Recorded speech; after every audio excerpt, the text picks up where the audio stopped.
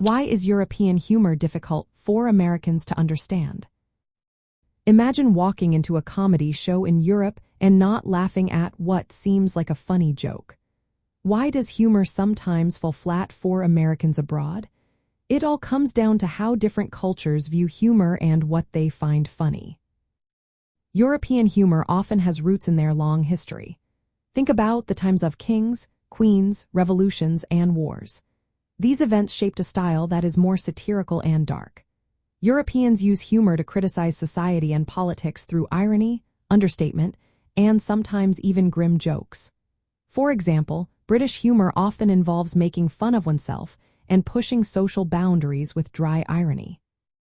Germans enjoy clever wordplay and double meanings, while Southern Europeans may use regional satire about local rivalries.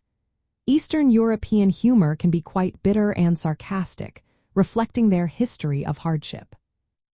In contrast, American humor comes from a different background. It grew from vaudeville, immigrant stories, and the rise of television comedy. Americans tend to be more direct and expressive. They like to laugh at others and often use big gestures, exaggerated facial expressions, and slapstick humor.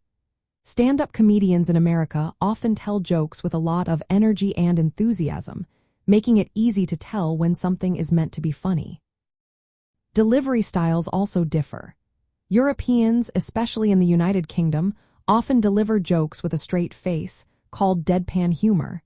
They might say something funny but keep a serious expression. Americans usually smile or laugh openly, showing they find something amusing. This difference can cause Americans to miss the humor if they expect more obvious cues. Understanding these differences is important for Americans living or working in Europe. If they don't get the joke, it might seem rude or confusing. To get better at understanding European humor, Americans should pay attention to subtle cues like irony or sarcasm. Learning about local history and social customs helps too. Watching how locals joke about politics or regional topics can teach a lot.